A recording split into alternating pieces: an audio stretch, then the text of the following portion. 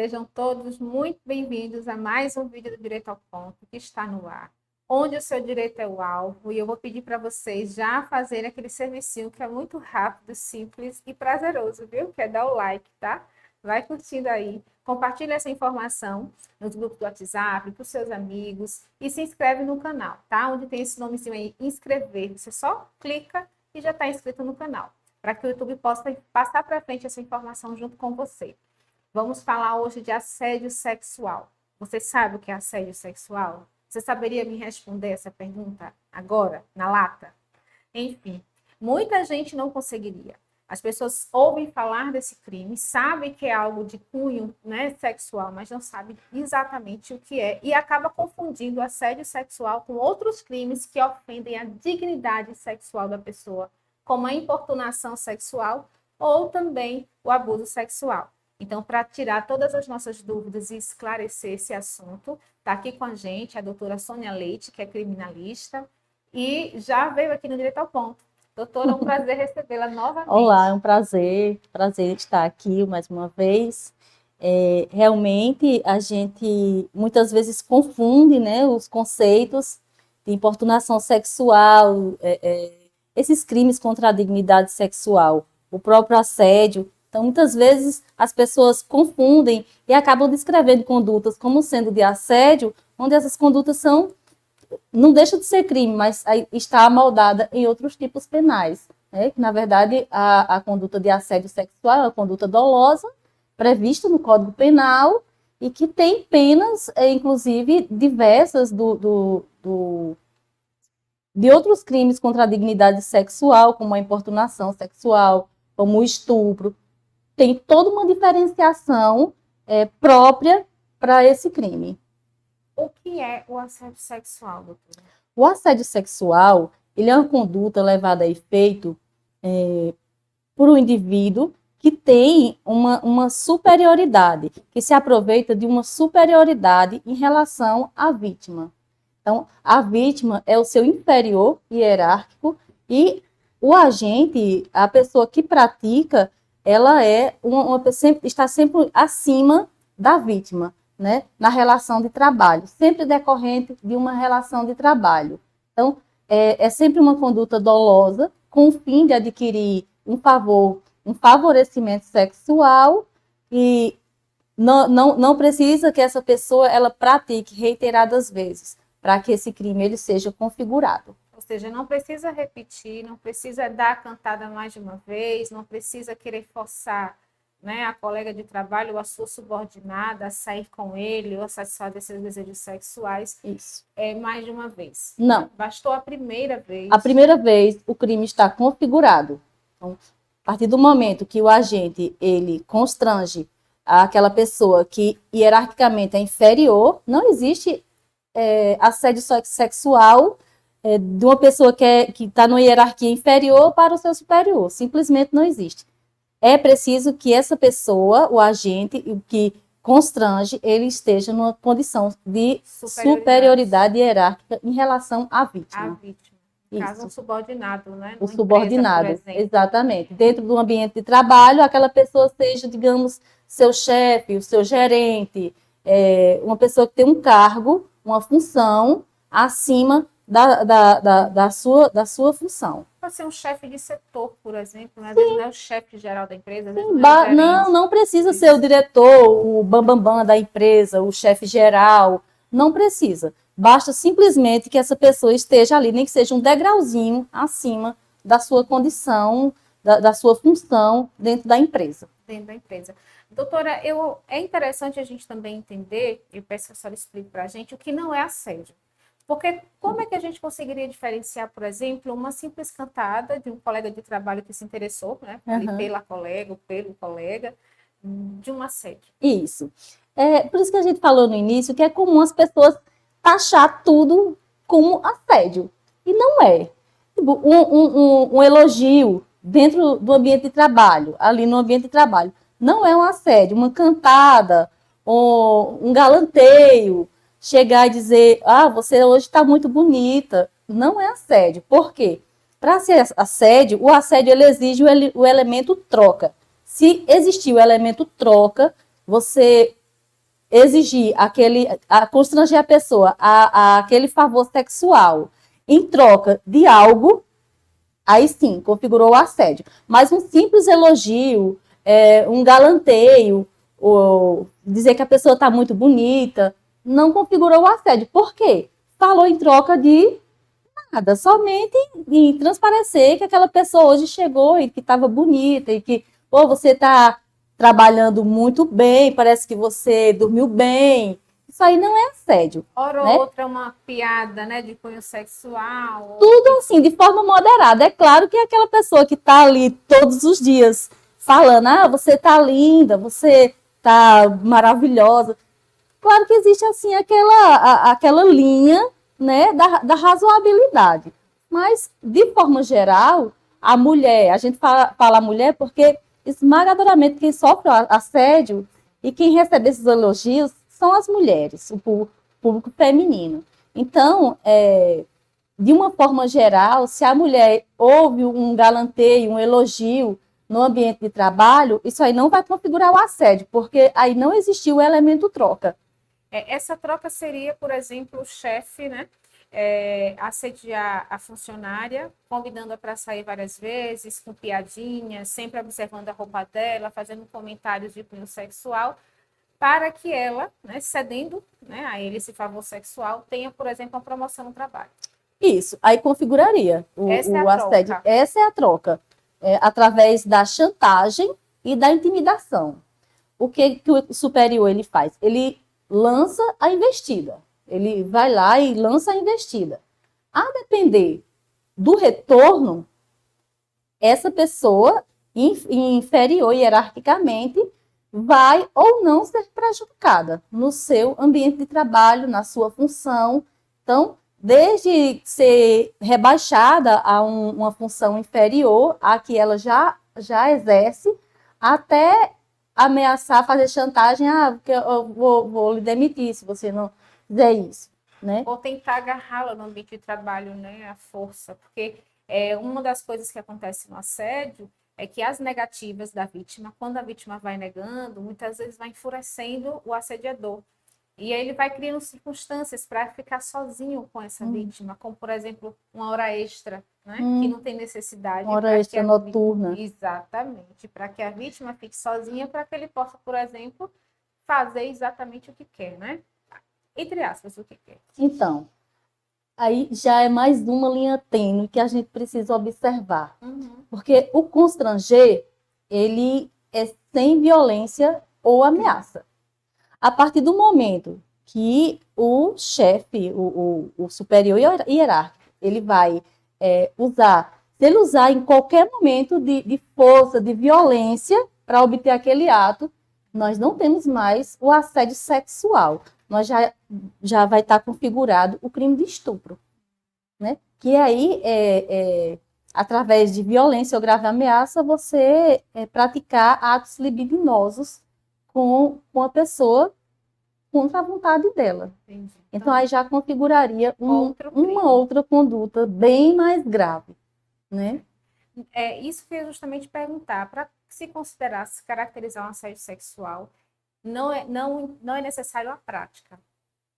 O contato físico. Isso. Então, o crime, o verbo é constranger. A partir do momento que o superior hierárquico, ele constrange a vítima, que no caso é o seu inferior hierárquico em função do trabalho, a partir desse momento o crime está consumado. Então, não é necessário que a vítima ceda às exigências, à chantagem, à intimidação daquela pessoa, né, do assediador. Não é necessário que ela ceda para haver um contato físico para que esse crime esteja configurado. O verbo é constranger. Constrangeu a pessoa não precisa haver o toque, né, o contato para favorecimento sexual em função da sua posição na empresa, né, que é sempre o hierárquico superior. Então, aí já está configurado o crime de assédio sexual. Independe do contato físico. Uma vítima de assédio sexual, como é que ela pode provar? Porque ela vai fazer a denúncia, mas ela precisa provar que aquele assédio aconteceu. Sim. Então, e a gente sabe que para as mulheres é muito mais complicado. Por quê? Sempre tem aquelas piadinhas, é porque é, provocou, né? Estava vindo trabalhar de uma forma com roupas de forma a se insinuar. Sempre tem essa desconfiança, essa maldade em relação à vítima, né? Ou Em seja, relação à de vítima. vítima, de repente ela passa a ser a sedutora, né? Sim, a sedutora. Mas aí, para provar, infelizmente, nesse caso também, né, a prova cabe a quem alega o fato, mas aí ela pode provar como? Ela pode pegar as mensagens de WhatsApp, que geralmente o assediador ele não fica só no verbal assim, cara a cara. Ele acaba tendo acesso ali, por ser um superior, ele acaba tendo acesso às informações celular da vítima, e aí ela pode juntar, fazer prova com mensagens de WhatsApp, e-mails, também possivelmente uma ação judicial pode pedir as imagens das câmeras de segurança, testemunhas que presenciaram, porque às vezes pode o assediador ele não se contentar, né, com aquele não se contentar não é nem a palavra, mas às vezes ele não se controla, né, e acaba praticando na frente de outros funcionários e então imagens, e-mails, conversas de WhatsApp, ligações telefônicas, então tudo isso aí, testemunhas, pessoas que presenciaram, tudo isso aí serve de um arcabouço de provas numa eventual ação judicial ou mesmo demonstrar administrativamente ali no setor de recursos humanos, né, demonstrar que aquilo ali aconteceu. É isso que eu também ia perguntar, doutora. A senhora, como criminalista, né, que com certeza já tratou de casos assim, a senhora recomenda que essa profissional, essa vítima de um assédio sexual de seu superior no trabalho, ela tente resolver administrativamente ou ela vai diretamente para uma delegacia denunciar? Olha, uma coisa não exclui a outra, né? Mas, de forma administrativa, eu acredito que ela procurando apoio no setor de recursos humanos, ali serve como uma primeira denúncia, para que outras profissionais não venham ficar sofrendo aquele tipo de abuso enquanto uma ação judicial tá tramitando. E a ação judicial ela é mais longa, até que se prove, até que, né, que faça-se tudo. Mas nem sempre é garantido que na própria empresa ela tenha um sucesso, né? Porque muitas vezes cria aquela desconfiança. Mas, assim, o certo, o mais adequado, as duas coisas adequadas é tentar dentro da empresa, mas isso não exclui que ela entre com ação judicial. Por quê? Tem um caráter pedagógico. Essa pessoa ela precisa saber que o fato dele ter uma posição hierárquica superior aos demais não dá o direito de pleitear vantagens, favores sexuais em troca disso ou daquilo, que isso é uma violência à pessoa. Isso pode mexer não só ali no ambiente de trabalho, mas em outros aspectos da vida. Pode causar um estresse pós-traumático, né, na vida da pessoa e de uma forma que ela vai demorar muito para se recuperar. E geralmente, quando o assediador, muitas vezes já não é a única vítima, né? Não é a primeira e não vai ser a única, caso ela não venha fazer essa denúncia. E, de fato, né, transtornos de ansiedade, nervoso, uma série de coisas podem acontecer com autoestima essa baixa, a pessoa achar, as mulheres, né, achar que só estava ali porque tinha uma certa beleza, que não era competente para estar ali naquele cargo. Então, mexe muito, transtorna, causa vários transtornos, estresse pós-traumático, que vai prejudicar até para que ela possa conseguir um novo trabalho, né? Então, autoestima, autodeterminação, tudo fica abalado.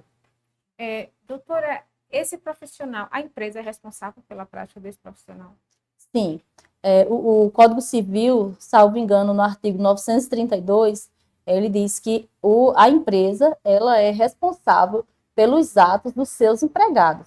Então, a empresa responde pelos atos dos seus empregados, ainda que, em outro momento, a própria empresa possa entrar com ação regressiva e responsabilizar o empregado pela indenização paga àquela vítima, paga pela empresa.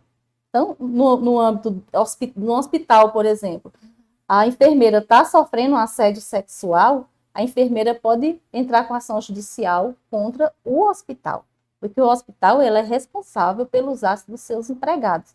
E futuramente, depois que o hospital pagar toda a indenização, o hospital, nada impede, o Código Civil também garante que o hospital entre com uma ação regressiva contra o assediador para que ele arque com a responsabilidade dele também. No caso, cabe indenização à vítima, o assediador, né, sendo provado, ele sendo condenado, cabe uma indenização à vítima. Cabe uma indenização a ser arbitrada pelo magistrado. Doutora, o assédio moral, ele pode acontecer, desculpa, sexual, a gente sempre troca quando está falando, é verdade. Né, de assédio. Ele pode acontecer em outros espaços que não sejam ambiente de trabalho, como, por exemplo, o professor assediar uma aluna ou um aluno, na igreja, enfim. Veja, o assédio sexual, ele pode ocorrer em outros ambientes, mas ele tem que ter o nexo, né? Tem que ter aquela ligação com o trabalho. Por exemplo, o trabalhador e o empregador. O trabalhador ou a trabalhadora pode sofrer o assédio fora do ambiente de trabalho? Sim, contanto que esse assédio tenha a ver, seja uma chantagem ou intimidação em função do seu trabalho, certo? Em relação ao professor e ao aluno, há divergência, duas posições, né? Alguns doutrinadores dizem que sim, outros dizem que não. Por quê? Porque o artigo, ele fala que é constranger a fim de conseguir favores sexuais em função de posição superior, né, hierarquicamente superior, por causa do trabalho, emprego ou função. Então, alguns doutrinadores dizem que não, outros dizem que sim. Os que dizem que não, porque ali o professor, ele não é superior hierárquico do aluno. E ele tem o vínculo com a escola. Né? Ele não tem o aluno não tem um vínculo com ele de trabalho, ele é um aluno. Mas nesse tripé, emprego, cargo ou função, o professor ali, ele exerce uma função de professor. Então, para uma linha doutrinária, entende-se que sim, o professor ele pode sim praticar assédio sexual contra o aluno. Então, nos tribunais, sim. O entendimento é que sim. Não há um entendimento pacífico. Não, quando a gente fala assim nos tribunais, eu quero dizer o seguinte, o jurisprudência. Sim. No sentido jurisprudencial. Sim, já temos julgado, sim, responsabilizando. Sim. Em relação a padres, em bispos, né, superiores, são superiores na igreja hierarquicamente aos padres. Também é a mesma ideia, né, porque ali ele exerce, são as funções eclesiásticas, né, ele exerce uma função que está hierarquicamente superior à de um padre. Então, ele tem uma relação. Uma obreira também seria, sim, porque são funções os dois. São funções diferentes e um inferior hierarquicamente ao outro. Entendi. Então, é claro que há julgados que têm dado o ganho de causa para quem sofreu essa lesão à sua dignidade sexual. Entendi. Certo? Eu vou pedir para a produção pôr na tela a letra da lei, né, que trata sobre o assédio sexual, para a gente ver também qual a pena, ou seja, qual seria a pena para o assediador, né? Sim, como ele seria sim. punido. Isso. Então, aí a pena é de 1 a 2 anos de detenção e, de certa forma, já é um avanço, né, no direito, porque esses crimes contra a dignidade sexual, eles são bem essas linhas tênues, se é assédio, se é importunação. Então, nesse artigo ele está bem definido. Tem uma pena, a pessoa que praticar, e não só na esfera penal, também tem as sanções administrativas, né? Tem as sanções na esfera civil, não fica somente na área penal, criminal.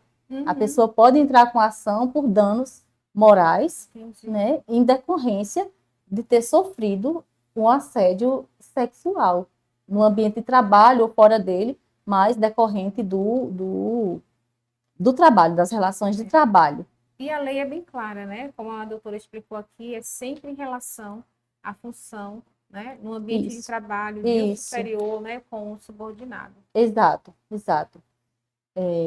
A partir do momento que a pessoa se sente constrangida a praticar certos atos, né, que demonstram ali favores sexuais ao chefe, para que seja, para que haja essa troca, né, você faz isso que eu te promovo, então isso aí por si só já é uma violência à dignidade sexual da pessoa, Se parar aí, né? já é um crime. Imagine se, em razão de um não que o assediador receba, ele começar a perseguir, ameaçar, demitir, uma série de Exatamente, coisas, demitir começar a dificultar a vida da pessoa no ambiente de trabalho, então torna a uhum, situação ainda mais grave e pode ter um ainda mais. acúmulo de crimes, inclusive, né? Isso, Ele pode acabar cometendo outros crimes sem perceber. isso. Por exemplo, Nós, gerar uma difamação com a pessoa no ambiente de trabalho, enfim, por aí. isso. Aí é só o começo, né? O assédio aí é só o começo. A pessoa. E outra coisa, assim, é um poço que não tem, não, a profundidade Não é tem fundo. infinita. Conforme a vítima vai cedendo, muitas vezes aquelas promessas elas não são Cumpridas. cumpridas e ela vai cedendo e de repente ela está assim numa situação já de perdeu a noção, né, da sua dignidade. Então é uma situação muito, muito preocupante dentro do trabalho.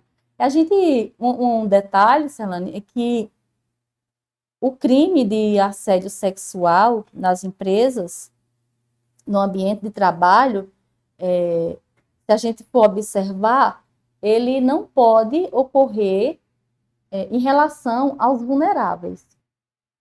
Ele não ocorre em relação aos vulneráveis. Digamos que a gente sabe que tem os menores aprendizes. Você já foi na Caixa Econômica, na Banco do Brasil, repartições, né, públicas. E a gente vê que ali tem os menores aprendizes, né? Sim. Então, muitas vezes, se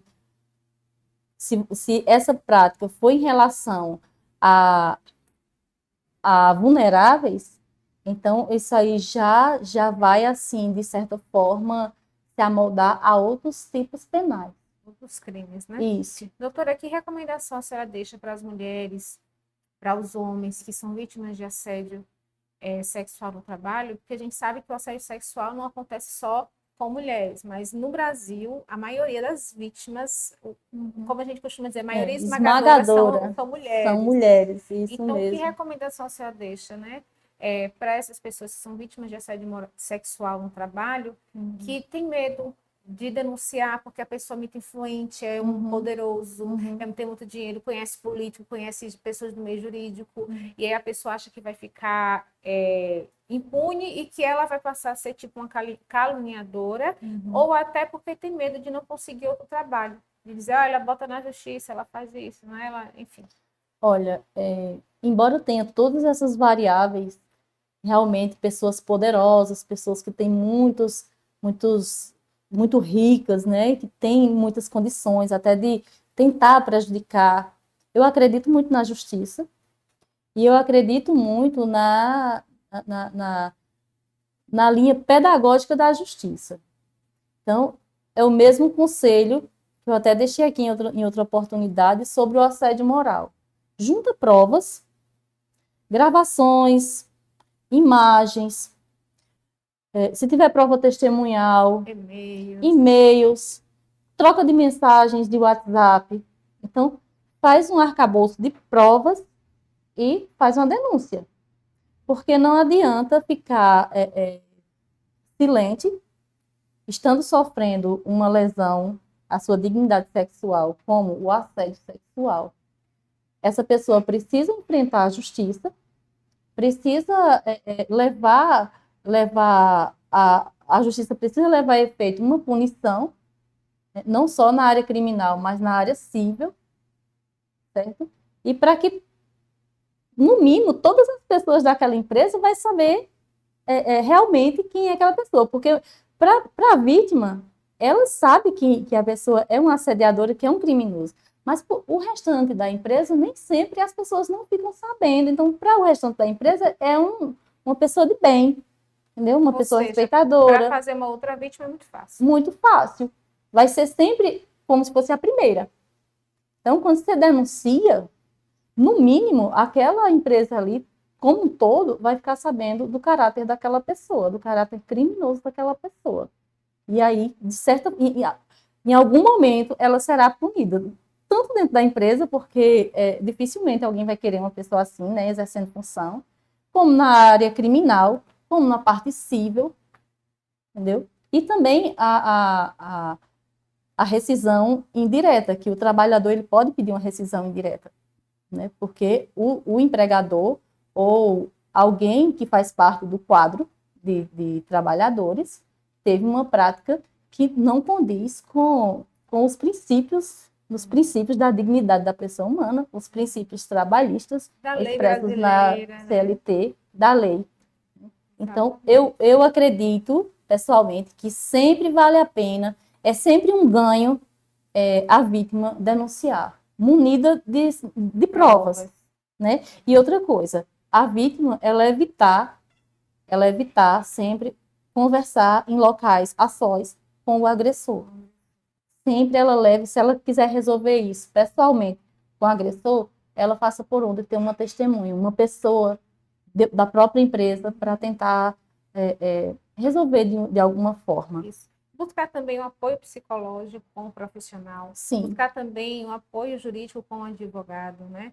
Pode até, se não quiser procurar um advogado de confiança, não quer ter um gasto, procurar a Defensoria Pública, que lá também eles vão Sim. orientar, né, a vítima como agir, como proceder. Exato. O apoio familiar também é muito importante, o apoio Exato. da família, né? A família é o alicerce. Acredito que a família é o alicerce de todos. Então, você procura apoio nos amigos da empresa, na família, em casa, e também em um profissional especializado na área criminal, também na área civil, para entrar com ação judicial por indenização por danos morais sofridos em decorrência da conduta do agressor. Enfim, eu acredito que essas ações, por si só, elas vão trazer uma qualidade de vida, uma qualidade assim de mental bem melhor para a vítima. Gente, muito esclarecedor. Informação é ouro. Passa para frente esse vídeo, curte, se inscreve no canal. A gente fica por aqui, mas a semana que vem tem mais Direito ao Ponto para você. Fiquem com Deus e até lá. Beijo.